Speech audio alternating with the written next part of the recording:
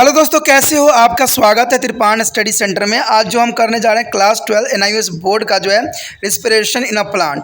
ये NCERT 11वीं class के लिए बहुत ही महत्वपूर्ण है। इस चैप्टर में जो है हम करेंगे कि जो है पादपों में किस प्रकार जो है श्वसन होता है। आपको पता है कि त्रिपाण स्टडी सेंटर आपके लिए जो है हिंदी इंग्लिश दोनों मीडियमों का डोज लेके आया है, तो ये काफ़ी इंपॉर्टेंट रहता है आपको हिंदी और इंग्लिश में समझने के लिए। ठीक है, इसमें जो है हम रिस्पिरेशन के बारे में पढ़ेंगे कि प्लांट जो है कैसे श्वसन क्रिया करती है और इसके लिए कौन कौन से फैक्टर जो है जिम्मेवार है। ठीक है, ये सब बातें होगी, लेकिन सब बातें होने से पहले एक बात जो मैं हमेशा कहता हूँ, जिसको आपको सोचना भी चाहिए, विचार भी करना चाहिए और अमल भी करना चाहिए, वो ये है कि जब भी वीडियो देखिए पूरा देखिए, क्योंकि अधूरा जानकारी सदैव खतरनाक होता है। साथ में एक इंपॉर्टेंट बात ये भी रहता है, अगर आप पहली बार वीडियो देख रहे हो तो लाइक शेयर सब्सक्राइब करना मत भूलना। देखिए दोस्तों, लाइक कीजिएगा तो बनाने वाले का जो है प्रोत्साहन बढ़ता है और आपके लिए अच्छा से अच्छा करने की कोशिश करता है। ठीक है, सब्सक्राइब करना आपके हित में है। इसका कारण ये है कि अगर आप सब्सक्राइब करके रखोगे तभी जो है मेरा वीडियो का नोटिफिकेशन मिलेगा। आज देखते हैं हमारा आज टॉपिक क्या है।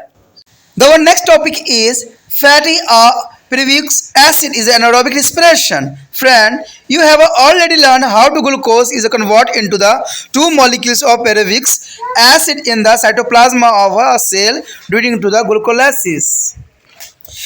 In the presence of oxygen, pyruvic acid enters to the mitochondria and is the decarboxylated is a removal of carbon dioxide and dehydrogenated is a removal of hydrogen to acetyl as the COA. Acetyl COA is due to their connected to link between to the glucolysis and the next series of the reaction. That there is a more energy in the form of ATP. Acetyl COA can be also generated from to fat and protein. There is a Krebs cycle, Krebs cycle, or there a citric acid cycle. The acetyl CoA is their molecules entering through Krebs cycles that are taking place in the matrix of mitochondria. And detail of this cycle were to work out by Sri Hans Krebs in the 1930s. It is also known as the tricarboxylic acid cycle as the TCA cycle. There is a name of TCA cycle means tricarboxylic acid cycle. And a step of the Krebs cycle are flowing here show. The Krebs cycle is the most important for the BSc level to the geology student. There is a curve the 3C NAD. They convert to the NADH plus positive and formation of carbon dioxide. The acidic is carried by the coenzyme A. The coenzyme is the formation of two different categories, acetone COAC2 and oxalated to the C, and means Krebs cycle. The Krebs cycle is their formation is a citrate 6,6 is the formation of carbon dioxide and here NAD positive NADH plus H. There is a formation of alpha ketoglutarate. Alpha ketoglutarate is a 5C is a formation of CO2. There is a ATP also formation of here, and the ADF is the FDH plus H positive hydrogen, and there are two NAD is a formation of 2 NADH plus 2H. The oxalated is a 4C. Their circle is a completely rotate the clockwise to the next. There is a Krebs cycle is a simplified, and here the summary of this phase is a respiration is there are 2 pyruvic acid is a plus 8 NAD plus 2 FD plus 2 ADP is equal to as a 6 CO2 plus 8 NADH plus 2 FDH2 plus 2 ATP. There is a H carries as a NAD and the FD are derived from to the vitamin B complex and the are known as the coenzyme. The acetyl groups of 2 carbon enter to cycle by the combined with the acetylstate is a 4 carbon to form a citrate C6 carbon. This is initially a citric acid cycle. As acetyl groups pass around to the cycle, their 2 carbon atom are lost in CO2 in 2 decarboxylations is a reaction and hydrogen is added to the hydrogen carry in 4 dehydrogenation reaction, resulting in the total of 3 NADH2 and 1 FDH2. The molecules. The one molecules of ATP is also made directly for every turn of the cycle. Remember that two acetyl groups were made from one glucose molecules. As such a two turn of the cycle the occur per a glucose molecules used. Oxygenators is regenerated at the end of the cycle leading to the accept of another acetyl group. Thus, at the end of the citric acid cycle, there are a total of 10 NADH and there is a 2 FADH2. There 2 FADH form the glucolysis. Note that all the hydrogen atom from the origin glucose are known. The hydrogen carry NAD and FAD. And this hydrogen carry enter to the next phase known as the respiratory chain. The electron transport chain means ETC for the further release of energy. देखिए दोस्तों, यहाँ पर जो है coverage चक्र अथवा जो है सैट्रिक अम्ल चक्र के विषय में जो है बहुत महत्वपूर्ण बातें को जो है हम डिस्कस कर रहे हैं। कहते हैं ये चीज़ें जो होती है काफ़ी इंपॉर्टेंट होता है और कई क्लासों में जो है ये इंपॉर्टेंट देखने को मिला है, चाहे वो बड़े क्लास में हो, बीएससी के बच्चे हों, ठीक है, या जूलॉजी बच्चे लेते हैं, उनमें भी जो है कैवरेज चक्र जो है सैट्रिक अम्ल के साथ रिएक्शन देखने को मिलता है। साथ में जो है ये 11वीं हो या +2 के बच्चों में भी ये साइकिल जो है बहुत ही इंपॉर्टेंट स्थान अपना रखता है। कहते हैं एसिटाइल जो है COA अणु जो है कैवरेज चक्र में प्रवेश करती है तथा ये क्रिया जो है माइटोकॉन्ड्रिया के अधात्री यानी मैट्रिक्स में होती है। ये कहाँ होती है दोस्तों? मैट्रिक्स यानी अधात्री में जो मैट्रिक्स में होती है माइटोकॉन्ड्रिया की। इस चक्र का विस्तृत विवरण जो है हैंस कैवरेज ने जो है 1930 इसमें दिया था, यानी इसका जो है प्रतिपादन किया गया था हैंस कैवरेज ने किया था जो 1930 में किया था। तो इन्हीं के नाम से जो है इसका नाम कैवरेज चक्र रख दिया गया था। इसे जो टैक्रोवैक्सलिस अम्ल चक्र अथवा TCA चक्र के नाम से भी जाना जाता है, यानी इसको हम ट्राई कार्बोक्सिलिक अम्ल चक्र या TSC के नाम से भी हम इसको रिप्रेजेंट कर सकते हैं। यहाँ पर जो है कैवरेज चक्र का जो है आपके समक्ष एक डायग्राम प्रस्तुत किया गया है जो कि बहुत ही इम्पोर्टेंट रखता है। तो कहते हैं कि इसमें जो है हमारे समक्ष तो यहाँ पर जो है कैविन चक्र के विभिन्न पदों को जो है आपके समक्ष जो है डायग्रामेटिक शो किया गया है। इसमें देखिएगा जो ऊपर जो है पाइरुवेट जो है 3C के रूप में है और इसमें NAD जो है NADH+ हाइड्रोजन के साथ रिएक्ट कर रहा है और इसमें कार्बन डाइऑक्साइड की जो है रिलीज हो रहा है। कहते हैं एसिटाइल जो होती है 2C जो होता है कोई एंजाइम यानी A द्वारा ले जाया जाता है जिसकी जो है यहाँ पर चक्र के रूप में दिखाया गया है। तो ये कैवरेज चक्र ही ये पूरी तरह से है। इसमें एसिटाइल जो है COA फॉर्म में होता है, उसके बाद सिट्रेट होता है 6C में होता है, carbon dioxide NAD positive NADH+H positive, फिर अल्फा कीटोगुल्ट्रेट जो होती है 5S के रूप में होती है और इसमें जो है CO2 ATP FAD, ठीक है, सारी चीज़ों का निर्माण होती है। तो ये काफ़ी इंपॉर्टेंट रखता है। यहाँ पर केवल चक्र जो है सरलकृत रूप में यहाँ दर्शाया गया है, ठीक है। इसके जो है कुछ चरण हैं जिसके बारे में आपको जानना अत्यंत महत्वपूर्ण है। कहते हैं सवाल कि इस चरण में जो है कुछ इस तरह से अभिक्रिया होता है, यानी आपको ये भी याद रहेगा तो काफ़ी कुछ जो है आप लिख सकते हो। 2 पाइरुवेट के जो है अम्ल है +8 NAD के साथ जुड़ता है +2 FAD जो होती है 2 ADP के साथ जुड़ता है। तो इस अभिक्रिया के जब होती है तो हमारे समक्ष जो होता है कार्बन डाइऑक्साइड 6 CO2 का निर्माण होता है +8 NADH का निर्माण होता है +2 FADH2 का निर्माण होता है और साथ में जो है 2 ATP का निर्माण भी इसमें संभव रहता है। तो कहते हैं हाइड्रोजन वाहक जो है NAD तथा FAD विटामिन B कॉम्प्लेक्स से उत्पन्न होती है तथा इनको ही एंजाइम कहते हैं, यानी जो है विटामिन B कॉम्प्लेक्स जो होती है काफ़ी इंपॉर्टेंट होता है, ठीक है। B कॉम्प्लेक्स जो होती है सारे पेड़ पौधों में पाया जाता है, ठीक है। उसे कहते हैं एसिटाइल जो है समूहिक 2 कार्बन एक्सोलेसिटेट यानी एक्सोसिलेटेट 4 कार्बन से जुड़कर 6 कार्बन युक्त सिटेट बनाता है। यहाँ से जो है सैट्रिक अम्ल चक्र का प्रारंभ होती है। जैसे जो है एसिटाइल समूह जो है चक्र में आगे बढ़ता है तो 2 जो है कार्बोक्सिलीकरण यानी डीकार्बोक्सिलेशन क्रियाओं में 2 कार्बन अणु निकल जाते हैं तथा 4 जो विहाइड्रोजीकरण यानी विहाइड्रोजीकरण जो होती है क्रियाओं में हाइड्रोजन जो है वाहकों में जुड़ जाता है जिसकी फलस्वरूप जो है 3 NADH2 एवं 1 FADH2 अणु बनते हैं। कहते हैं प्रत्येक TCA चक्र के दौरान जो है ATP का एक अणु भी प्राप्त होता है। यह याद रखने योग्य है कि ग्लूकोज के एक अणु में एसिटाइल समूह के 2 अणु बनते हैं। अंततः जो है ग्लूकोज को जो है एक अणु के जो है इस्तेमाल हेतु TCA के 2 चक्र होते हैं। प्रत्येक चक्र के अंत में जो है ऑक्सोलोसिटेट का जो है पुनरुत्पादन होती है और अन्य सिटेट जो समूह में जुड़ने के लिए ये सदैव ही तैयार होता है। तो ये काफ़ी इंपॉर्टेंट बात यहाँ पर रखता है। कहते हैं अंततः जो है सैट्रिक अम्ल चक्र के जो है अंत में NADH के 10 अणु और 2 अणु जो है ग्लूकोलाइसिस तथा 2 FAD2 का जो है ग्लूकोलाइसिस से प्राप्त 2 H के अणु में बनते हैं। अब इस प्रकार जो है आरंभिक ग्लूकोज से मुक्त हुए हाइड्रोजन आयन जो हाइड्रोजन वाहकों यानी NADH तथा FAD से जुड़ जाते हैं तथा ये हाइड्रोजन वाहक एक आगे की प्रवस्था में से श्वसन श्रृंखला में प्रवेश करते हैं और इस क्रिया से भी ऊर्जा ही मुक्त होते हैं। आगे हमारा जो है दोस्तों ETC के बारे में श्वसन श्रृंखला अथवा इलेक्ट्रॉन परिवहन श्रृंखला देखते हैं क्या है इसमें।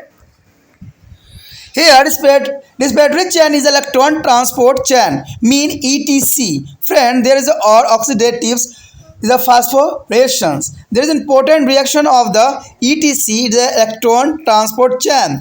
The hydrogen carrier now move to the inner membranes of mitochondria, and this is a membrane folded called to the crests, which is increasing the surface area. The hydrogen ion carried to their crests is undergoes to step view and oxidation using to molecules oxygen and energy is released in a series of small steps. Some of this energy is used to the make a ATP from ADP and the inorganic phosphate. This is called to the oxidative phosphorylations. The phosphorylation is the oxidative reaction, and here during this reaction, the hydrogen is split into the H positive and electron 1 negative, which are accepted by a series of hydrogen or electron carry ending with oxygen. This series of carry the constitute their respiratory chain. So here show the respiratory chain oxidative phosphorylation reaction here. There is a most important, for example, NAD the oxidizing and the reducing to the NADH plus positive, the formation of ATP and the further reaction ADH plus H positive reduced to the oxidizing FAD. Then further if the ATP is released and the cytochromes is there is a Fe3 positive oxidizing there here reducing to Fe2 positive, and the copper is reducing their cytochromes oxidizing to the copper 2 positive oxidize, and the here oxygen release and also the H2O. There is respiratory chain is oxidative as a phosphorylation reaction. Hydrogen electron at the higher energy level are passed from one carrier to the next. The moving downhill is the energy term until they reach the oxygen, the finally acceptor of electron, which as a result is reduced to water. At the each transfer level, some energy is released as the heat and the sum of the transfer rate. This is used for the formation of ATP. The final step involved to the cytochromes oxidizing enzyme which hand over to the electron to the H positive before the having acceptor to the oxygen from a water. And for the each NADH2 that enter to the respiratory chain, 3 ATP can be made, but for the each FADH2 only 2 ATP can be made. Can you guess why? This is owing to their fact that FADH2 enter to the respiratory chain at the lower energy level in their chain of reaction. And substance like carbon monoxide and H2S hydrogen sulfide act of the poison since there is a block the H transfer system and the stop the ATP generation. Here showing this diagram, there is table the over buzzard for the anaerobic respiration for the one glucose molecules. This is a table. Glucolysis is a carbon dioxide, ATP, and H positive. There is a formation, pelvic acid and Krebs cycle, a total formation on the here. There is a total number of ATPs molecules of 38 in the reaction, and remember that a two-thirds of the Krebs cycle they take place for a glucose molecules. At the end of glucolysis, two pelvic acid molecules are formed, each of which they separately enter to the Krebs cycle. According to some biologists, their total number of 80 molecules produced in the cell respiration after the oxidation of one glucose molecules in the 36 and not a 38, because 2 NADH2 is the molecules produced in a glucolysis is the cytoplasm. Are the theoretically they are oxidizing through the electron transport system in the mitochondria.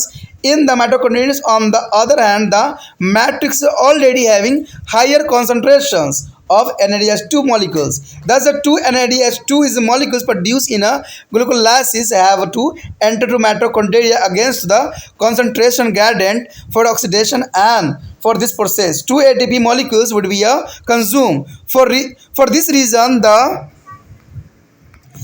net amount of the ATP molecules per glucose oxidation by the aerobic respiration should be 36. However, the cyanobacteria do not have a mitochondria. The number of ATP molecules produced per glucose molecules oxidizing by the eukaryotics.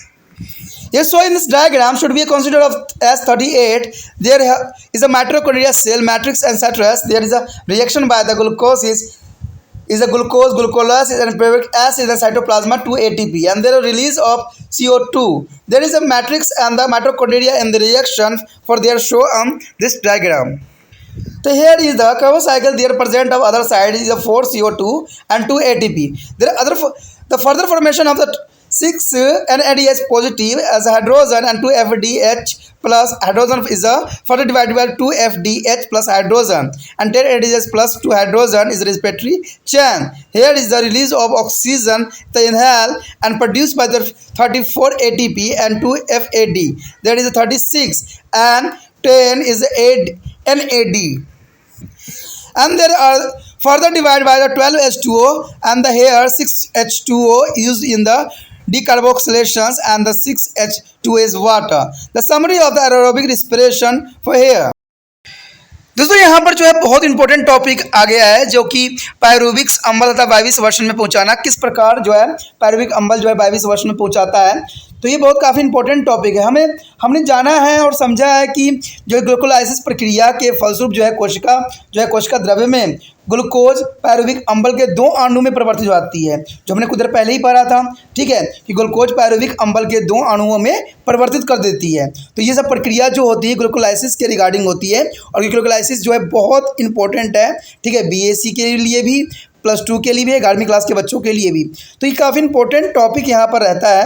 कहते हैं oxygen की उपस्थिति में जो है pyruvic अम्ल mitochondria में प्रवेश करता है। देखिए ऑक्सीजन की उपस्थिति में जो होता है पायरुविक अम्ल माइटोकॉन्ड्रिया में प्रवेश करता है जब ऑक्सीजन उपस्थित होता है, लेकिन कार्बन डाइऑक्साइड तथा जो हाइड्रोजन को त्याग कर जो है एसिटाइल्स यानी COA में परिवर्तित हो जाता है। CO भी जो है बहुत इंपॉर्टेंट यहाँ पर अपना जो है वैल्यू रखता है। कहते हैं इस प्रकार जो है एसिटाइल्स यानी COA ग्लूकोलाइसिस एवं संश्लेषण के आगे क्रियाओं के बीच जो है सेतु का कार्य करता है, यानी एक सेतु का कार्य करता है दूसरों को जोड़ने के लिए, जिसमें ATP के रूप में अधिक ऊर्जा उत्पन्न होती है। कहते हैं एसिटाइल जो होता है COA वसा प्रोटीन से भी उत्पन्न होती है। देखिए दोस्तों ये बहुत काम की बात है कि ये PMT क्वेश्चन बनता है यहाँ पर कि एसिटाइल जो है वसा और प्रोटीन दोनों से ही उत्पन्न होती है, यानी एसिटाइल COA जो है वसा और प्रोटीन से उत्पन्न होती है, जो कि इसको विशिष्ट बनाती है। अब हमारा जो है इंपॉर्टेंट टॉपिक जो है कर्वल चक्र या सैट्रिक्स अम्ल चक्र, ये बहुत ही इंपॉर्टेंट है दोस्तों। कहते हैं एसिटाइल जो होता है COA अणु कैल्विन चक्र में प्रवेश करता है तथा यह क्रिया जो है माइटोकॉन्ड्रिया के धात्री यानी मैट्रिक्स में होता है।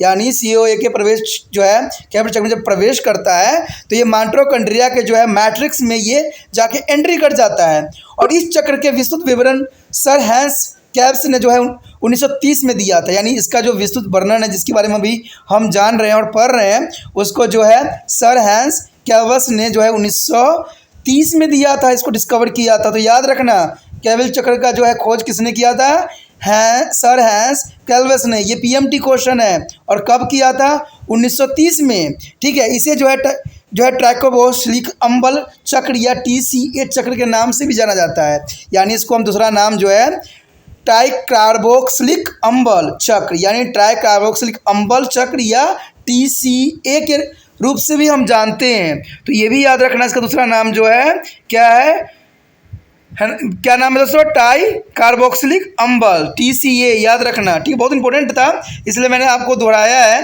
कहते हैं कैल्विन चक्र का जो है यहाँ पर डायग्राम दिया गया है, कैल्विन चक्र के डायग्राम, तो आप देखोगे यहाँ पर बहुत ही सिंपल और अच्छा मॉडिफिकेशन की गई है। कहते हैं पायरुवेट जो होती है C3C के साथ स्टार्ट होती है और NAD पॉजिटिव के साथ जो है NADH प्लस हाइड्रोजन की जो है इसमें सांद्रता बढ़ती है और प्लस जो है कार्बन डाइऑक्साइड की सांद्रता इसमें मुक्त होती है। कहते हैं एसिटाइल जो होता है 2CA के साथ करता है, यानी कोई एंजाइम ये दौरा ले जाएगा और ये दौरा ले जाके कहाँ करेगा, जो है कैल्विन चक्र में पहुँचाएगा और ये प्रक्रिया जो होगी क्लॉकवाइज होगी, तो क्लॉकवाइज होने के लिए क्या होगा, देखो ये यहाँ पर क्लियर दिखाया गया है कि एसिटाइल जो होता है COA यानी 2C के साथ रिप्रेजेंट किया गया है। उसके बाद सेट्रेट में जाता है जहाँ पर 6C के रूप में है। उसके पश्चात जो है ये CO2 के साथ सांद्रता कर लेती है और यही इसी के साथ जो है NAD पॉजिटिव और NADH प्लस हाइड्रोजन आयन की जो है यहाँ पर सांद्रता बढ़ती है। उसके बाद ये जो है प्रवेश कर जाती है अल्फा कीटोग्लूटेट में यानी 5C में कन्वर्ट हो जाती है और इसके साथ जो है CO2 ATP और यहाँ पर जो है FAD जो है FADH पॉजिटिव में कन्वर्ट करता है और साथ जो है 2NADH प्लस 2H और 2NAD के साथ रिएक्ट करता है। उसके बाद जो है ऑक्सैलो एसीटेट यानी 4C का निर्माण होता है और फिर चक्र जो है दोबारा से वही प्रोसेसिंग में आ जाता है। तो ये कर्वस चक्र जो है काफ़ी इम्पोर्टेंट है, ठीक है, बहुत ही इम्पोर्टेंट ये बात रखता है। उसके पश्चात कहते हैं कि इस प्रक्रिया में जो ये श्वसन के चरण जो हुआ है आखिर इसमें क्या विशेषता और क्या इसमें फॉर्मेशन होती है। तो दोस्तों यहाँ पर आप देखोगे कि हमने स्टार्ट कहाँ से किया था, 2 पायरूबिक अम्बल से स्टार्ट किया था और प्लस इसमें 8 NAD के साथ रिएक्ट किया था और फिर इसमें था 2 FD था और प्लस 2 ADP था।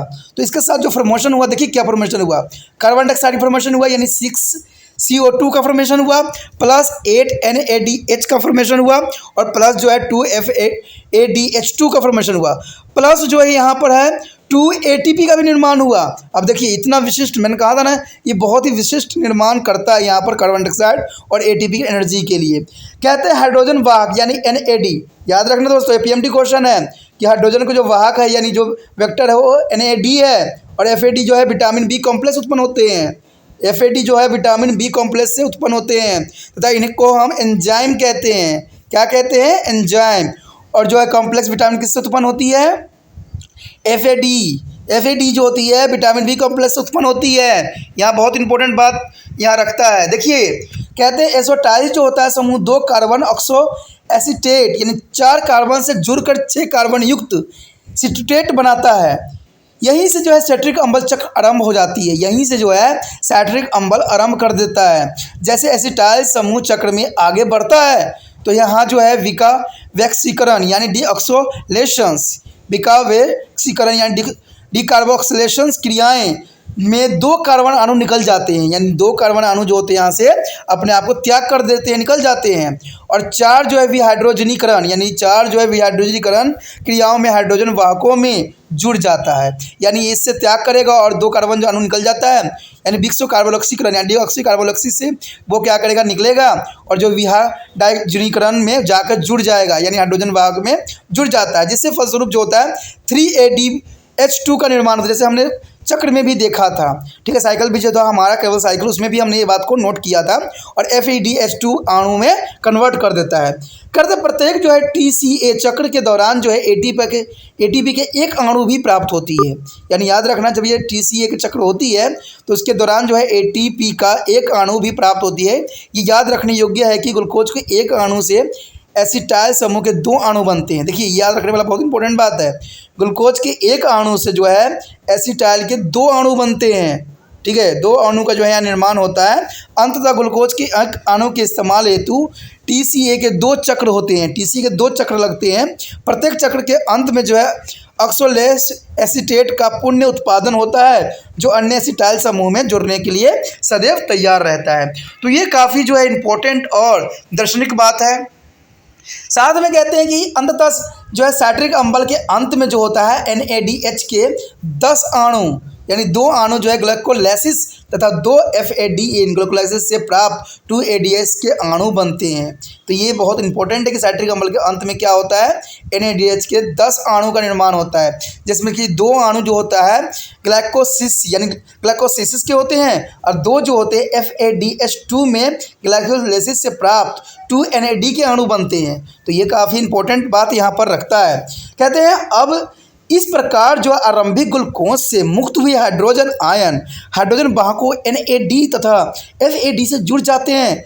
तथा ये हाइड्रोजन वाहक एक आगे की प्रवस्था जिसे हम श्वसन श्रृंखला में प्रवेश कराते हैं और इस प्रक्रिया में भी ऊर्जा ही मुक्त होती है, जो कि काफ़ी इंपॉर्टेंट है। देखिए दोस्तों, यहाँ पर बात जो है बहुत इंपॉर्टेंट बात बताई गई है कि प्रवाह जिसे हम श्वसन श्रृंखला में प्रवेश जब करता है तो इसी प्रक्रिया में जो है ऊर्जा मुक्त होती है और ऊर्जा जो है कितना इंपॉर्टेंट है सभी जीव जंतुओं के लिए।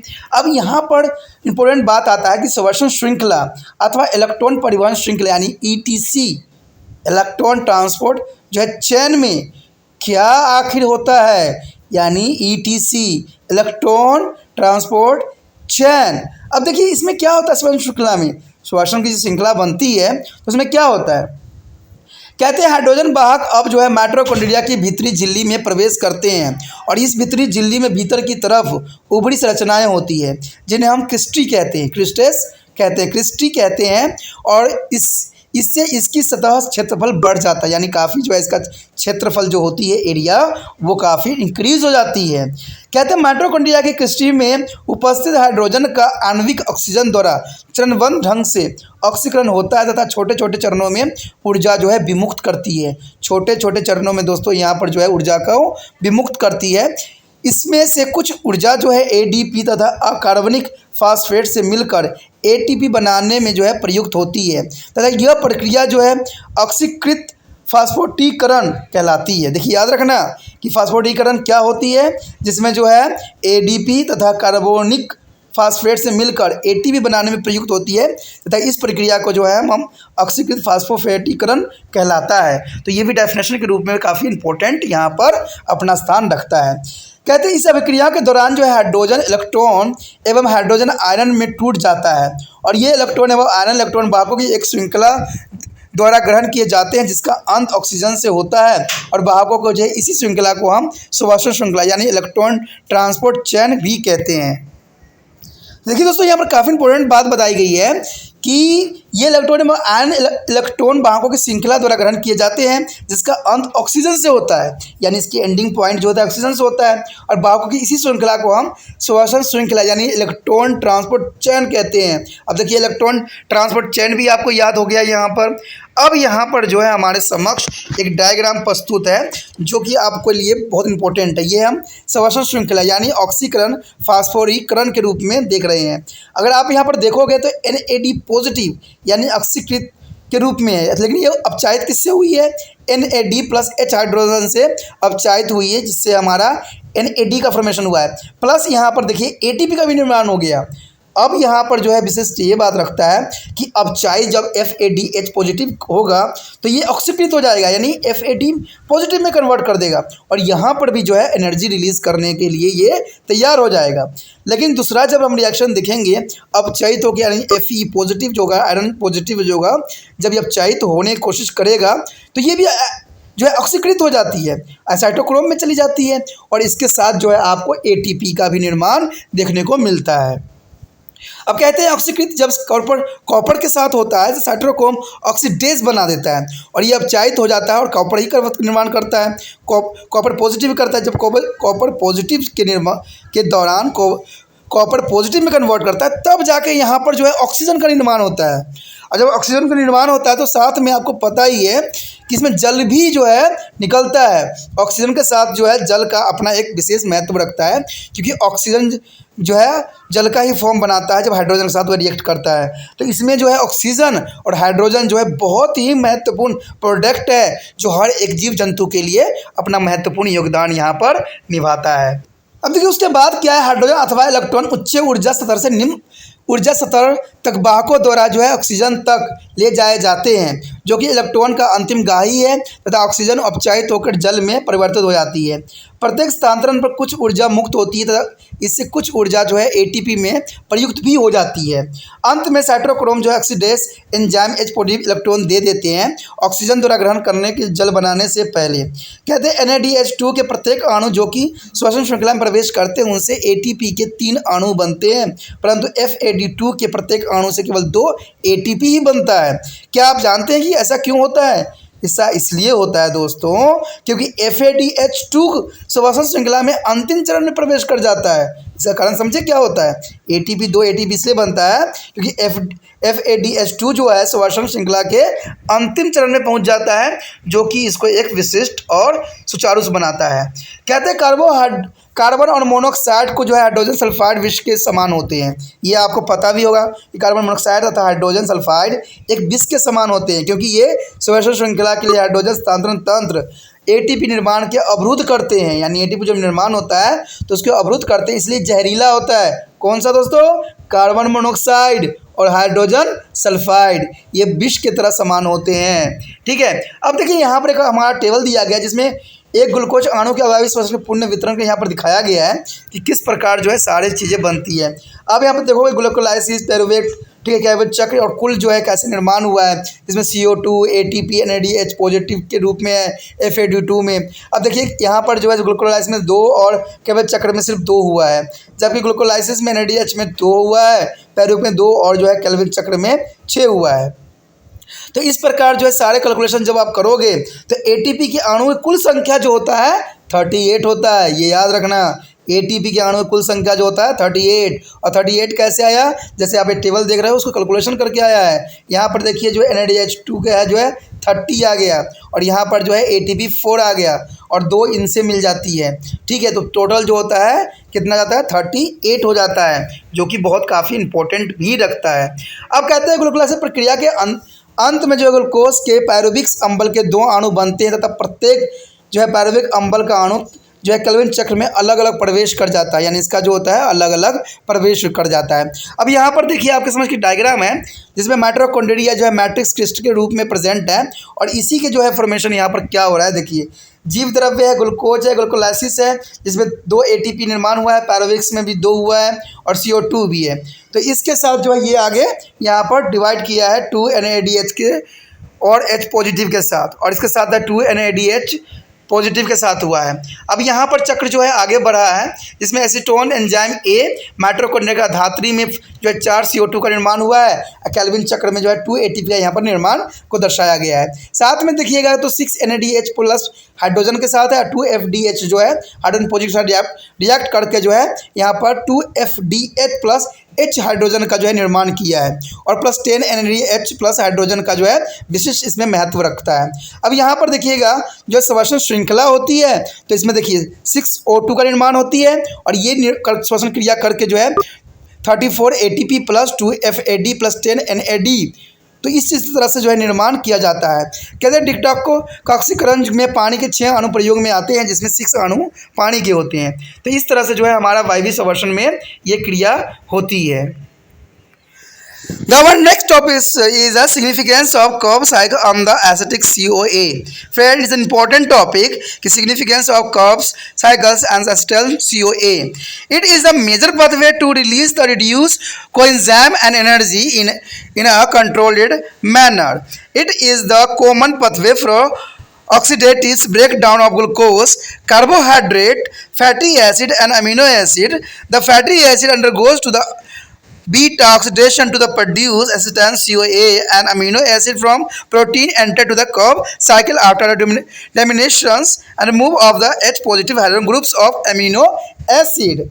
And Krebs cycle provides a series of intermediate compounds needed for the synthesis of the biomolecules like amino acid and nucleotides and chlorophyll and fat. देखिए दोस्तों, यहाँ पर जो है केवल चक्र एक एसिटाइल यानी CoA का महत्व क्या है, ये कहाँ पर यूज़ होता है और इसका क्या महत्व रखता है हमारे लाइफ में, तो आपको ये पता होना चाहिए कि इस चक्र द्वारा जो है अपचयित एंजाइम तथा ऊर्जा नियंत्रण ढंग से निकलता है। यानी इसमें एंजाइम और ऊर्जा जो है नियंत्रण ढंग से निकलता ही रहता है। तो अभी तो CoA इतना इम्पोर्टेंट है।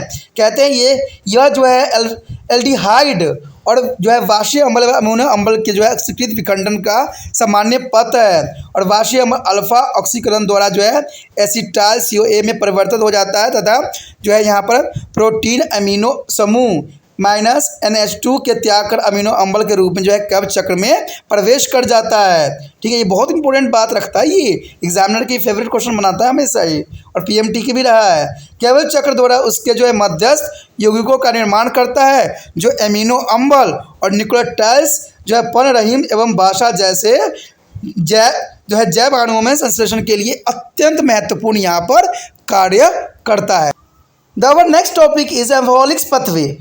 Here, respiration is necessary for the survival of all living beings. In respiration, oxygen is utilized of carbon dioxide given out. Friend, here the living beings is a take oxygen and release the carbon dioxide. There is important carbon dioxide and a plant. The green plant is a carry out of photosynthesis during which CO2 and H2O are utilized in the presence of sunlight to synthesis starch and energy. As such, a photosynthesis is the build up to the anabolic pathway.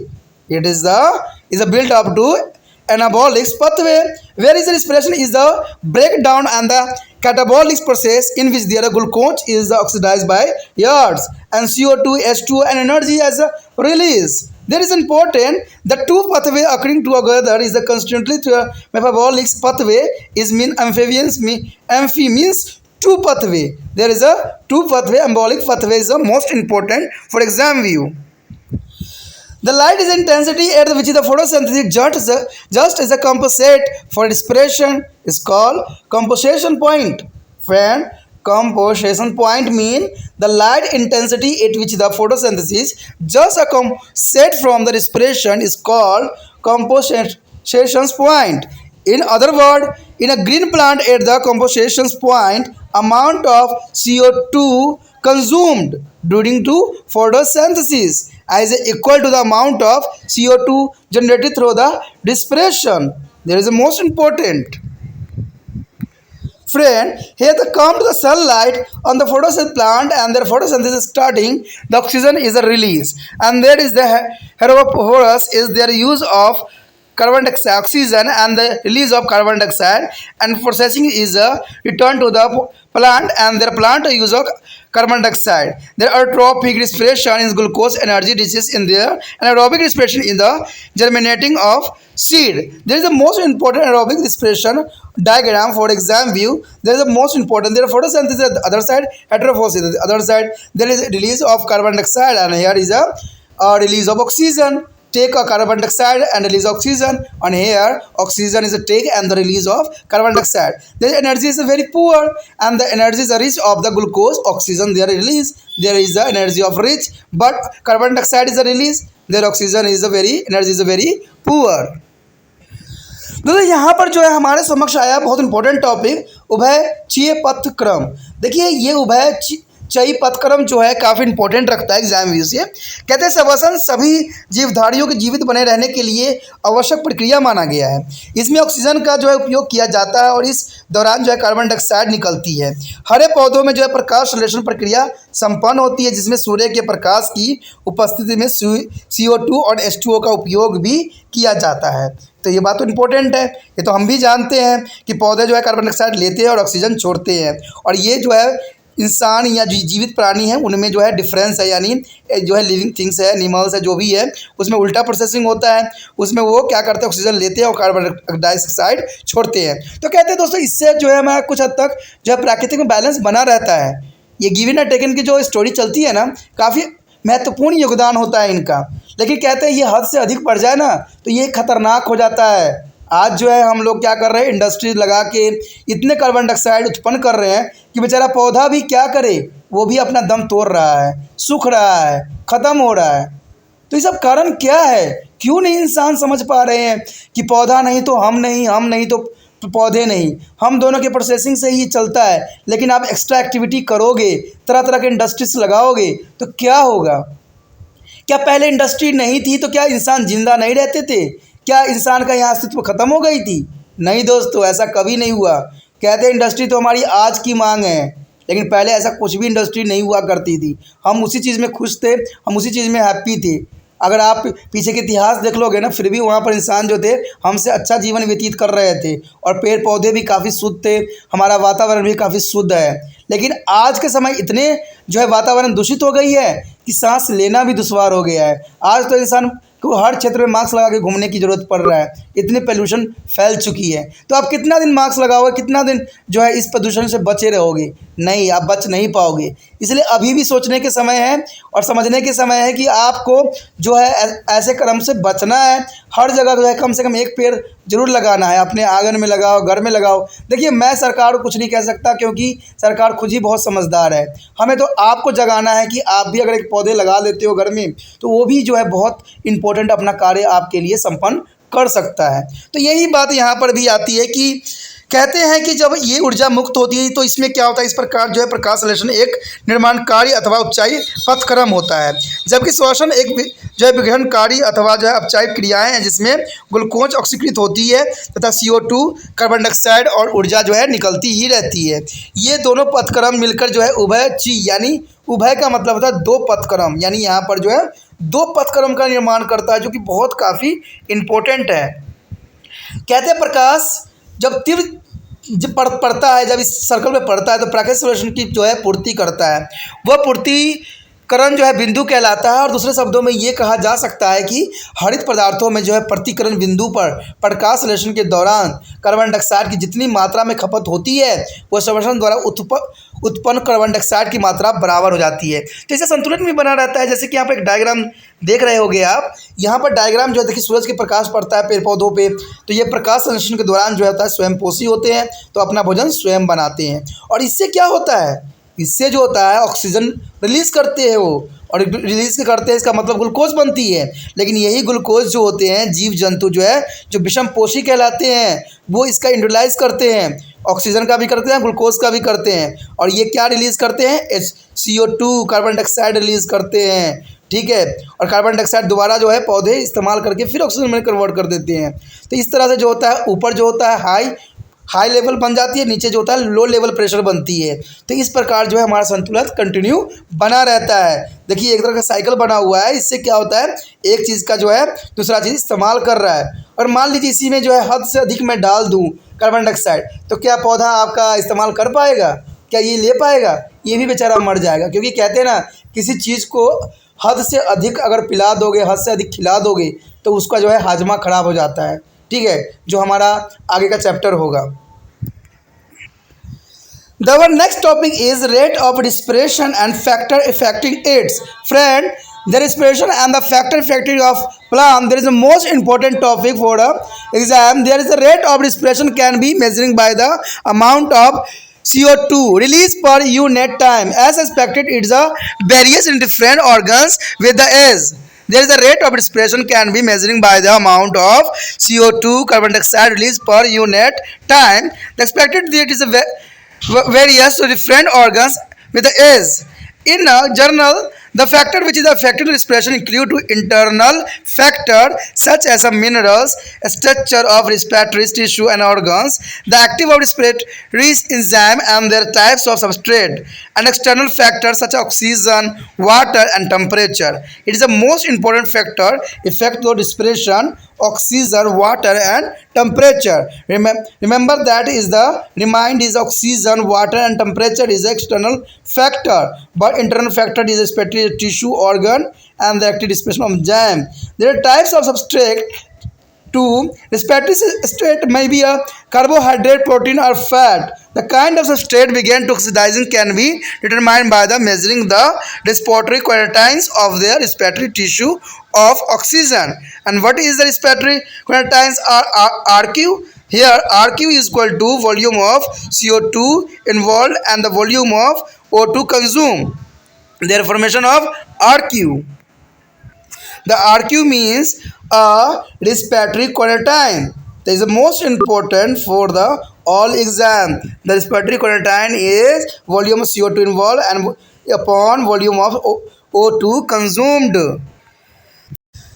Here table there are for a carbohydrate CO2 upon oxygen is equal to the 1 as in the stem and the root, and from a protein CO2 O2 is a more than as the protein is seed like a pulse. Here more than to the 1, it is a more than 1. And for a fat and the oil CO2 O2 is a very less than is the 1 as the oil containing seeds and mustard. As for a RQ respiratory quarantine is a less the 1 and the more energy. Here the RQ is a maximum amount of the ones and there more is the release per moles of fat than per mole of glucose. The first B is a temperature. The temperature between 30 to 35 as a most suitable for a respiration. Can you guess why? This is because the enzyme can be work best in the range respiration in the reduced behind to 50 Celsius and also at the very low temperature is a 0 to 10 Celsius. And the next is oxygen. Here oxygen, the rate of respiration increasing with the rise in the oxygen concentration as a CO2 concentration increasing from a 0. The rate of respiration increasing, however, beyond a limit, the rate of increasing fall. And the next D is a carbon dioxide. The rate of respiration decreasing if a CO2 is allowed to accumulate surrounding the respiratory tissue. The water respiration is very slow if the water content is a protoplasma is a low as a dry. The mature seed, dominant seed show very low rate of respiration. It is a water is supplied to dry seed. Respiration started to immediately. देखिए दोस्तों, यहाँ पर जो है बहुत important topic हमारे समक्ष आया है। श्वसन दर तथा उसको प्रभावित करने वाले कारक कौन कौन से हैं। देखिए, श्वसन दर तथा उसको प्रभावित करने वाले कारक कहते हैं श्वसन दर को जो है मुक्त CO2 की मात्रा से जो मापा जा सकता है। विभिन्न अंगों तथा आयु में श्वसन दर भिन्न भिन्न होती है, यानी ये उम्र पे डिपेंड करता है। देखते हो छोटे बच्चे की भी जो रिस्पिरेशन होती है वो काफ़ी फास्ट होती है, लेकिन जो बड़े होते हैं उनका स्लो होता है। तो ये जो है अपना अपना पौधों में भी कुछ इसी प्रकार देखने को मिलता है कि आयु पे ये जो है निर्भर करता है। सामान्य वो कारक जो श्वसन दर को प्रभावित करते हैं दो प्रकार के होते हैं, तो आपको भी पता है, आंतरिक और बाहरी, यानी जो इंटरनल एक्सटर्नल फैक्टर जो होते हैं इफेक्ट करते हैं। ठीक है, जैसे श्वसन एंजाइम की जो है सक्रियता और आधारित पदार्थ की जो है प्राकृतिक, ये तो आंतरिक हो जाती है। लेकिन जो बाहरी कारक होते हैं जैसे ऑक्सीजन, जल और तापमान, जो कि काफ़ी इंपॉर्टेंट रखता है। सबसे हमारे पहला जो है आधारित पदार्थ के प्रकार। देखिए, आधारित पदार्थ कार्बोहाइड्रेट, प्रोटीन, वसा से हो सकते हैं। किसी भी धात्विक पदार्थ जिसकी ऑक्सीकरण हो रहा है उसे हम श्वसन गुणांक से भी मापा जाता है। इसे हम श्वसन गुणांक अथवा RQ भी कहते हैं। ये RQ के नाम से भी काफ़ी जाना जाता है। ठीक है, तो RQ का यहाँ वैल्यू क्या होती है, निकलने वाली कार्बन डाइऑक्साइड का आयतन और इस्तेमाल हुए ऑक्सीजन का आयतन। तब हमारा क्या निकलता है दोस्तों, श्वसन गुणांक निकलता है। यानी RQ निकालने का सबसे अच्छा फैक्टर है ये। ठीक है, निकलने वाले कार्बन डाइऑक्साइड की आयतन कितनी है और इस्तेमाल हुआ ऑक्सीजन के आयतन कितना है, तो इस तरह से बनता है। अब देखिए इसमें क्या क्या हुआ। कहते हैं कार्बोहाइड्रेट के लिए जो है CO2 और जो अपॉन जो ऑक्सीजन जो है बराबर रहेगा। जैसे इसमें तना एवं जरे में ऐसा ही होता है। ठीक है, बराबर होता है, कार्बन डाइऑक्साइड और ऑक्सीजन जो होते हैं बराबर होते हैं, यानी एक से बराबर रहते हैं, जैसे तना और जरों में होती है। लेकिन प्रोटीन के लिए जो होता है कार्बन डाइऑक्साइड और ऑक्सीजन जो होती है वो बराबर जैसे नहीं दिखाया जा सकता, लेकिन ये जो है एक से इससे अधिक होती है, यानी एक होती है। प्रोटीन युक्त बीजों के दालों में ये पाया जाता है। अब यहाँ पर देखोगे वसा और तेलों के लिए जो है कार्बन डाइऑक्साइड ऑक्सीजन अधिक होती है एक से, यानी तेल बीज जैसे सरसों के पौधों में हो गया। अब यही प्रक्रिया जो है वसा के लिए श्वसन गुणांक जो होगी, ठीक है, एक से अधिक होगी श्वसन गुणांक, क्योंकि वसा से ग्लूकोज के एक अणु की तुलना में अधिक जो है निकलता है, जो कि काफ़ी इंपॉर्टेंट भी यहाँ पर रखता है। कहते हैं तापमान जो होती है काफ़ी इंपॉर्टेंट होता है किसी भी दर को प्रभावित करने के लिए। यहाँ पर जो है आपके समक्ष देखिएगा कि 30 सेल्सियस से लेकर 35 सेल्सियस श्वसन के लिए सर्वाधिक अनुकूल होता है। कोई भी प्लांट जो होता है 30 और 35 सेल्सियस में बहुत काफ़ी अच्छा जो है रिस्पिरेशन करता है। क्या आप अनुमान लगा सकते हैं कि ऐसा क्यों होता है? ऐसा इसलिए होता है दोस्तों क्योंकि इस ताप पर श्वसन एंजाइम सबसे सक्रिय होता है, यानी इस ताप पे जो होता है एंजाइम काफ़ी सक्रिय होता है, इसलिए जो है पौधों बहुत ही आसानी से रिस्पिरेशन कर जाते हैं। कहते हैं श्वसन में जो होती है 50 सेल्सियस एवं बहुत कम 10 सेल्सियस ताप घट जाता है, तो ये काफ़ी जो है एक्सेप्शनल केस बन जाती है इसमें कि भाई कैसे हो रहा है ये। अब ऑक्सीजन की बात आती है। ऑक्सीजन देखिए, कहते हैं ऑक्सीजन की मात्रा बढ़ने के साथ साथ श्वसन दर भी बढ़ जाती है, यानी ऑक्सीजन की मात्रा बढ़ेगी श्वसन दर भी बढ़ेगा। जैसे ही ऑक्सीजन की मात्रा शून्य से आगे बढ़ती है वैसे ही श्वसन दर बढ़ने लग जाती है, परंतु एक सीमा से अधिक ऑक्सीजन होने पर श्वसन दर घटने लग जाती है, जो कि काफ़ी इंपॉर्टेंट बात यहाँ रखता है। देखिए बढ़ रही है लेकिन एक सीमा होती है। देखिए कहते हैं ना किसी भी चीज़ की एक सीमा होता है वहाँ तक पहुँचने की। अब मेरी सीमा ये है कि मैं आप तक ये इसको मैंने डाल दिया, आप तक वो पहुँचा, लेकिन मेरा ये सीमा नहीं है कि मैं हर एक बच्चे तक पहुँचूँ। ये काम जो होता है कहते हैं एक चैन से होता है, जैसे कि आप चैन बन जाओ, मैंने आप तक ये पहुँचाया, आपने इसको देखा, आप दूसरे बच्चों को पहुँचाओ, वो बच्चे उसको पहुँचाएंगे, वो बच्चे उसको पहुँचाएंगे, तो देखिए ये कहाँ तक पहुँचता है और सब बच्चों को समझ तक पहुँचता है। तो ये मैंने कहा ना, आपको हाथ बनना है मुझे मेरा। आपने क्या करना है, चैन बनाइए और इसको जो है दूसरे बच्चे तक पहुँचाइए। देखिए दोस्तों, ये गलत कार्य नहीं है, ये बच्चों तक जो है ज्ञान पहुँचाने का एक सरल तरीका है। ठीक है, आपको अगर कोई हीरो कहेगा, कोई मंत्री कहेगा, कोई कोई बड़े आदमी कहेगा तो फटक से आप करने लग जाते हो। ठीक है, लेकिन उस समय आप कुछ भी नहीं सोचते हो, लेकिन एक ज्ञान वाली बात आ जाती है ना, तो आपको 75 बार सोचना पड़ रहा है। मुझे पता है कि आप बहुत बार सोचोगे कि बात सही है कि गलत है, लेकिन मैं एक बात जानता हूँ हमेशा कि जो सही है वो सदैव सही रहेगा, वो कभी गलत नहीं हो सकता है। कहते हैं मंत्री की बातों पे तो आपने बहुत ढोल बजा लिए, बहुत आपने गलत काम कर लिए, कभी अच्छे काम करके भी तो देखो, दिल को सुकून मिलेगा कि आपके वजह से किसी बच्चों को जो है वीडियो मिला है और उन्होंने बच्चे जो है इससे लाभान्वित हुए हैं और वो पास भी होने के लिए अग्रसर हैं। तो अच्छे काम कीजिए, इसको दूसरे बच्चों तक पहुंचाने में मेरा हेल्प कीजिए और इसको जो है चैन के रूप में बनाइए। अगर दूसरे बच्चे तक पहुंचा है तो वो नहीं कि वो सिर्फ देख के छोड़ दे, वो भी तो आगे फॉरवर्ड कर दे। देखिए कैसा चैन बनता है, तो बनाइए चैन और जो है त्रिपाण सेंटर को आगे बढ़ाइए। तो ये बहुत इंपॉर्टेंट है। कहते हैं पौधों में भी जो होता है इसी तरह से चैन होता है। अगर मान लो कोई सीमा तक जाता है तो वो जो होता है धीरे धीरे घटने लग जाता है। उसके पश्चात हमारे समक्ष आता है कार्बन डाइऑक्साइड। कहते हैं यदि कार्बन डाइऑक्साइड को एकत्र होने दिया जाए तो श्वसन दर जो होती है घट जाती है। तो जनरल सी बात है, अगर कार्बन डाइऑक्साइड अधिक बढ़ जाएगी तो क्या करेगा, वो तो ओवरलोड हो जाएगा ना, तो ओवरलोड में क्या होगा, घटने ही लग जाएगा। ये तो जनरल सी बात आ जाती है। अब कहते हैं जल। देखिए यदि जीव द्रव्य में जल की मात्रा बहुत कम हो तो श्वसन दर भी बहुत कम हो जाता है। अब जल की मात्रा कम होगा तो श्वसन कहाँ से हो पाएगा, ये तो जनरल सी बात है। जैसे शुष्क एवं पर्वत बीजों में होती है, प्रस्तुत बीजों में जो है श्वसन दर बहुत ही कम देखने को मिलता है। Our next topic is photodispersion. Friend, it's the most important is a photodispersion in this chapter. So here you have already studied the during to dark reaction and photosynthesis. The enzyme ribicose is a catalyst to carbohydrate of RUBP. There is the RUBP plus carbon dioxide is a react by the 2-PGA photo follow carbohydrate is the Calvin cycle. There is already I have a study. And this enzyme also have a very high affinity for the oxygen. It can therefore catalyze the reaction of oxygen with the RUBP's oxidations. And the respiration that is initially is a chloroplast and occur in their presence of light. And high concentration of oxygen and the low carbon dioxide is called photodispersion. Friend, what do you mean to photodispersion?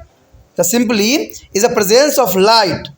Is a present of light, the high concentration of oxygen and low concentration of carbon dioxide, it is called to the photodispersion. Friend, the photodispersion is the most important. Here RUBPs plus oxygen is a RB-cause is a 2-PGA plus 1 phosphoglucosides is a formation. And here Calvin cycle is a response for this reaction. Therefore, the photoglucosides is the undergoes to series of reaction in mitochondria and proteasomes, and the two molecules of phosphoglucosides are utilized by produce 1 molecules of PGA and 1 molecules of CO2. But note that there is no ATP production here, unlike a dispersion, and this occurs because ribocose is an enzyme means has to the same activate site for both carbon dioxide and oxygen. There oxygenations of RUBPs is the presence of oxygen lead to a loss of about 25% carbon fixed by the plant during to the dark reaction. दोस्तों यहाँ पर जो है बहुत important यहाँ अभिक्रिया दिखाया गया है, प्रकाश वर्षण यानी फोटो डिस्प्रेशन। देखिए फोटो डिस्प्रेशन जो है अत्यंत महत्वपूर्ण यहाँ पर अपना स्थान रखता है। कहते हैं आप पहले पढ़ चुके हैं कि प्रकाश संश्लेषण की जो है अप्रकाशीय अभिक्रिया डार्क रिएक्शन में जो रिबोस्को एंजाइम यानी RUBP के जो है कार्बनीकरण को उत्प्रेरित करते हैं। तो ये काफ़ी इंपॉर्टेंट करता है, किसको उत्प्रेरित करता है यानी आगे बढ़ने के लिए प्रेरित करता है। तो RUBP जो होता है प्लस कार्बन डाइऑक्साइड रिबोस्को यानी 2-PGA यानी फाइब्रोग्लिसराइड्स को है कैल्विन चक्र में प्रवेश करवा देता है, यानी यही जो है कैल्विन चक्र के लिए उत्तरदायी भी रहता है। कहते हैं ये एंजाइम जो है ऑक्सीजन के प्रति भी आवश्यकता रखता है, इसलिए ये जो है ऑक्सीजन एवं RUBPs के ऑक्सीकरण के जो है क्रिया को भी जो है उत्प्रेरित करता है। साथ में जो है कहते हैं अंततः ये जो है पर्ण हरिरम से प्रारंभ होने वाले एवं श्वसन जो प्रकाश एवं जो है उच्च ऑक्सीजन मात्र यानी परंतु CO2 की कम मात्रा में होता है, कहते हैं प्रकाश श्वसन कहलाता है। तो ये बहुत इंपॉर्टेंट बात है। देखिए दोस्तों, देखिए श्वसन जो प्रकाश एवं उच्च ऑक्सीजन मात्रा और कम जो है कार्बन डाइऑक्साइड की मात्रा हो तो उसे हम प्रकाश श्वसन कहलाता है, यानी फोटो डिस्प्रेशन कहते हैं। तो ये याद रखना आपके लिए अत्यंत महत्वपूर्ण यहाँ पर बन जाता है। अब यहाँ पर कहते हैं कि केल्विन चक्र में पहुँचने के लिए जो है RuBp को ऑक्सीजन के साथ रिएक्ट करेगा, जो कि रुबस्को यानी 2PGA प्लस जो है फास्फोग्लूकोलेट के रूप में बनेगा और इसके साथ जो है केल्विन चक्र कंप्लीट होगा। तो केल्विन चक्र इसके लिए भी ये काफ़ी इंपॉर्टेंट अपना स्थान रखता है। कहते हैं फिर भी जो है फास्फोग्लूकोलेट जो है माइटोकॉन्ड्रिया एवं पैराक्सीसोम में अनेक अभिक्रिया से गुजरता है। फास्फोग्लूकोलेट के दो अणु अंत में जो है PGA एवं CO2 का एक अणु बनाते हैं। यहाँ पर यह ध्यान देने योग्य बात है कि इस प्रक्रिया में श्वसन विपरीत होती है, यानी यहाँ पर जो है ATP का निर्माण नहीं होती है। देखिए दोस्तों, यहाँ पर जो होता है ग्लूकोफाइलकोट के अंत में जो है ATP का निर्माण नहीं होता है। ये PMT क्वेश्चन बनता है, ठीक है। कहते हैं प्रकाश श्वसन इसलिए होता है क्योंकि इसमें रिवर्स्को एंजाइम में CO2 एवं ऑक्सीजन दोनों के लिए सक्रिय केंद्र के रूप में होता है। यानी प्रकाश श्वसन इसलिए होता है क्योंकि रिवर्स्को एंजाइम में कार्बन डाइऑक्साइड एवं ऑक्सीजन दोनों के लिए सक्रिय केंद्र होता है, यानी दोनों के लिए इंपॉर्टेंट होता है, इसलिए प्रकाश श्वसन होता है। याद रखना, जो प्रकाश श्वसन होती है वो रिवर्स्को एंजाइम और कार्बन डाइऑक्साइड और ऑक्सीजन दोनों के लिए केंद्र बिंदु बनता है। और कहते हैं RuBp इसके जो ऑक्सीजन की उपस्थिति में पौधे में प्रकाश श्वसन की जो है अप्रकाशीय प्रक्रिया के दौरान स्थिर कार्बन में 25% की हानि हो जाती है। The next topic is pentose phosphate pathway या HMP pathway। Friend, pentose phosphate pathway is most important for the exam view. Okay, pentose phosphate is a pathway here. Other macrobacteria and some fungi use for industry production of commercially product such as antibiotic and is a highly metabolic active tissue of animal. Most essential respiratory pathway has been to discovered. It's called to the PPP, means 3P. PPP is a pentyl phosphate pathway or hexomes monophosphate shunt pathway. It is a HMP in hexose monophosphate shunt pathway or direct oxidation of glucose pathway. There is a many name of pentaphosphate pathway. There is the site of respiratory pathway is a cytosols and it does not be required to the ETC, means electron transport and chain for the mitochondrions.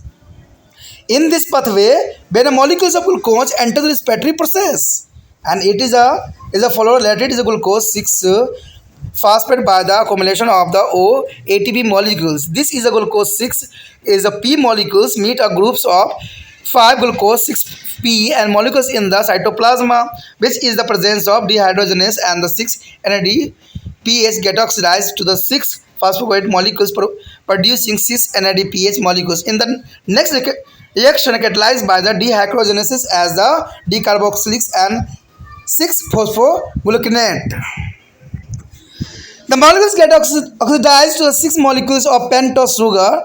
Ribose is a 6,5P is a producing 6 CO2 that diffuse in air and 6 more NADP get reduced to 6 NADPH2. This is the respiratory pathway. The glucose molecules break down to 6 CO2 plus 12 H2 there as the part of the 12 NADPH2 aside by the producing 6 molecules of pentose sugar. The ribose is a 5-phosphate which is utilized for the generation of 5 molecules of glucose 6Phe and through the long chain intermediate compound produce a Calvin cycle of the photosynthesis to the stage start another cycle of glucooxidation.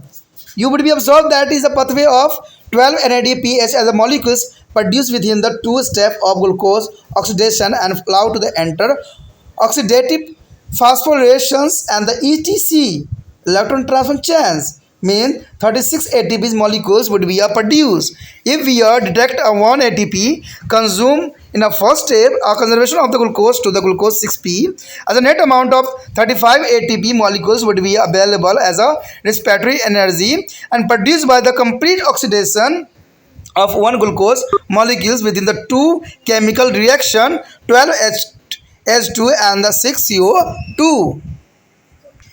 Here PP is a so called because after the complete oxidation of one glucose molecules to 6CO2, the 12 NADPH as a side production is a pentose, phosphates is a sugar, ribose is a 5-phosphate. If a glucose molecules keep entering this pathway, a large number of pentose sugar would be formed. This sugar can be consumed to the ribose of 5P would be a act of raw material from RNA synthesis. If the ribosome 5P is the lowest one O atom, it would be changed to be the carboxyl 6-5P. There is change to the deoxyribose 5P that can be act a raw material for a DNA synthesis. However, the journal 6 molecules of ribose is a 5P through the large number of intermediate compound such as Erythrose is endospermous as a hexose. As they generate 5 molecules of glucose 6P responsible for the new cycle of pentose phosphate pathway. The PP is also called to the HMP pathway because their raw material for a glucose oxidation is a glucose 6P, which is a hexose, a sugar producing after the consuming only 1 ATP. Is a contact to the glucolytics pathway where the 2 ATP molecules are consumed during the respiratory oxidation of glucose under to aerobic condition. दोस्तों यहाँ पर जो है pentose phosphate पथवे की जो है बताई गई है रिएक्शन। देखिए ये जो है कई एग्जामों के लिए बहुत इंपॉर्टेंट है क्योंकि पेंटोस फास्फेट पथवे जो है हमेशा एग्जाम में आता है। इसको हम HMP पथवे के नाम से भी जाना जाता है, यानी चक्र कहलाता है। तो ये काफ़ी इंपॉर्टेंट है। कहते हैं कि ये मैक्रोब में जो है बैक्टीरिया और जो फंजाइल होती है उसमें होती है, और कहते हैं इसको जो है कई इंडस्ट्रियल पर्पस के लिए भी यूज़ किया जाता है, यानी कमर्शियल ये बहुत इंपॉर्टेंट होती है क्योंकि इससे जो होती है एंटीबायोटिक हाई अमाउंट में जो है बनाई जाती है एनिमल से। कहते हैं ये बहुत ही इंपॉर्टेंट पथवे है रिस्पिरेटरी के लिए, और इसमें जो है इसको हम सिंपली नाम PP के रूप में भी जानते हैं, 3 बार P यानी पेंटोस फास्फेट पथवे के नाम से भी जानते हैं, और इसको जो है हेक्सोस मोनोफास्फेट शंट पथवे के नाम से भी जानते हैं, या डायरेक्टली आप कह दो कि डायरेक्ट ऑक्सीडेशन ऑफ ग्लूकोज पथवे के नाम से भी इसको जाना जाता है। इसमें कहते हैं कि ये पथवे जो होती है बहुत इंपॉर्टेंट होता है, क्योंकि ये जो है इसके लिए ETC जरूरी नहीं पड़ती है, यानी इलेक्ट्रॉन ट्रांसपोर्ट चेन की आवश्यकता नहीं होती है, या माइटोकॉन्ड्रियस की भी नहीं होती है। कहते हैं इस पथवे में जो होता है मॉलिक्यूल्स जो ग्लूकोज की होती है वो रिस्पिरेटरी प्रोसेसिंग करती है, और इसमें जो है ग्लूकोज 6 फास्फेट से जो है कंजुम्पेशन करके ATP मॉलिक्यूल्स का जो है निर्माण करती है। और साथ में कहते हैं ग्लूकोज 6P जो होता है मॉलिक्यूल्स जो मिलता है किसके साथ 5P ग्लूकोज के साथ, जिसमें 6P मॉलिक्यूल्स साइटोप्लाज्मा में जो प्रेजेंट होता है। ठीक है, इसमें कहते हैं प्रेजेंट जो होता है डिहाइड्रोजनेसिस जो होता है 6 NAD गेट जो इसमें ऑक्सीजन करता है, और इसमें जो फास्फोग्लूकोमेट मॉलिक्यूल्स प्रोवाइड्स करते हैं। तो इस तरह से जो है आगे ये रिएक्शन जो है बढ़ता है, और ये रिएक्शन आगे चल के जो है 6 फास्फोग्लूकोनेट के साथ जुड़ जाता है। इसमें कहते हैं इसमें जो है एयर डिफ्यूज़ होता है, यानी हवा के जो है इसमें सांद्रता बढ़ती है, और कहते हैं 6 जो है इसमें NADP का जो और भी रिड्यूसिंग किया जाता है। इसमें जो है रिस्पिरेटरी और ग्लूकोज मॉलिक्यूल जो है ब्रेक डाउन करके जो है यानी टूट के जो होता है 6CO2 + 12H2O के निर्माण में अपना महत्वपूर्ण योगदान भी देता है। कहते हैं 6 जो है मॉलिक्यूल्स यानी अणु जो होते हैं पेंटोस शुगर के साथ एनाबोस 5 फास्फेट के साथ यूटिलाइज करते हैं, और इसमें 5 मॉलिक्यूल जो है ग्लूकोज 6 के रूप में कहते हैं लॉन्ग चेन के रूप में इंटरमीडिएट कंपाउंड प्रोड्यूस करते हैं, जिसमें हम कैल्विन साइकिल के रूप में रिप्रेजेंट करता है। तो इसमें फोटोसिंथेसिस जो है रीस्टार्ट दोबारा हो जाता है, और इससे जो होता है ग्लूकोज ऑक्सीडेशन के नाम से भी हम कह सकते हैं। यहाँ कहते हैं कि जो ये पथवे अब्जॉर्ब करती है मॉलिक्यूल्स के, इसमें 2 स्टेप इंपॉर्टेंट रखता है कि इसमें जो है फास्फोरिलेशंस यानी ETC जो 36 ATP जो है मॉलिक्यूल्स बनाता है और प्रोड्यूसिंग करता है। तो इसमें जो है इसमें डिटेक्ट भी ATP करता है कंज्यूम। फर्स्ट स्टेप में जो होती है पहली जो श्रृंखला होती है ग्लूकोज की जो होती है 6 जो है ग्लूकोज जो होती है नेट अमाउंट में जो है 35 अमाउंट में कन्वर्ट कर देती है, जो कि अलग इसका जो है रिप्रेजेंट कर रहा है। ये पाथवे जो है बहुत इंपॉर्टेंट है क्योंकि इसमें जो है केमिकल रिएक्शन होता है, ठीक है। इसमें 1 ग्लूकोज मॉलिक्यूल्स रहता है और इसमें 2 केमिकल रिएक्शन होता है जिसमें 12 H2O के साथ जो है 6 ऑक्सीजन के साथ कन्वर्ट करता है। कहते हैं पीपी जो है अल्सो हम इसलिए कहते हैं क्योंकि इसमें जो है 6 CO2 और प्लस 12 NADH2 के जो है अलग ही रिएक्शन करता है। साइड प्रोटेक्शन में जो है पेंटोस फास्फेट शुगर भी करता है, जो कि बात काफ़ी इंपॉर्टेंट रखता है। अगर इसमें ग्लूकोज मॉलिक्यूल्स को जो है एंट्री करवाया जाए पथवे में तो लार्ज नंबर में पेंटोस शुगर जो है निर्माण होता है, यानी पेंटोस शुगर का जो है अधिक अमाउंट में यहाँ पर निर्माण होगा। तो कहते हैं इस जो कंजर्वेशन जो होती है राइबोसोम्स जो है 5P करती है, वो रॉ मटेरियल के रूप में जो है RNA सिंथेसिस करती है, ठीक है। और अगर इसमें राइबोसोम जो है 5P जो है लॉस करती है एक एटम और साथ में एक चैन रिएक्शन बनाती है जिसको डीऑक्सोराइबोस यानी 5P के द्वारा इसको बनाया जाता है। और इसमें जो है रॉ मटेरियल के रूप में DNA सिंथेसिस किया जाता है, जो कि काफ़ी इंपॉर्टेंट रहता है। कहते हैं जनरली आप अगर देखो आप साधारण तौर पे तो 6 मॉलिक्यूल्स जो होता है राइबोसोम के 5P के साथ लार्ज नंबर में इंटरमीडिएट कंपाउंड बनाता है, जिसमें जो है एर्थ्रोस सेड हाइपोटोसिस एंड एक्सोस की जो है इंपॉर्टेंट यहाँ भूमिका रहता है। कहते हैं 5 मॉलिक्यूल जो है ग्लूकोज के साथ रिस्पॉन्सिबल होता है और न्यू साइकिल में जो है एंट्री करता है, जिसमें हम पेंटोस फास्फेट पथवे के नाम से जानते हैं, यानी पीपी भी इसको कहते हैं या HMP की पथवे कहते हैं, क्योंकि ये रॉ मटेरियल को ग्लूकोज ऑक्सीडेशन करके जो है 6 में भेज दिया जाता है और इससे जो है प्रोडक्शन कंज्यूमिंग की जाती है। और इसमें जो है एक ATP कॉन्ट्रैक्ट जो है ग्लूकोलाइटिस पथवे के अंदर करता है।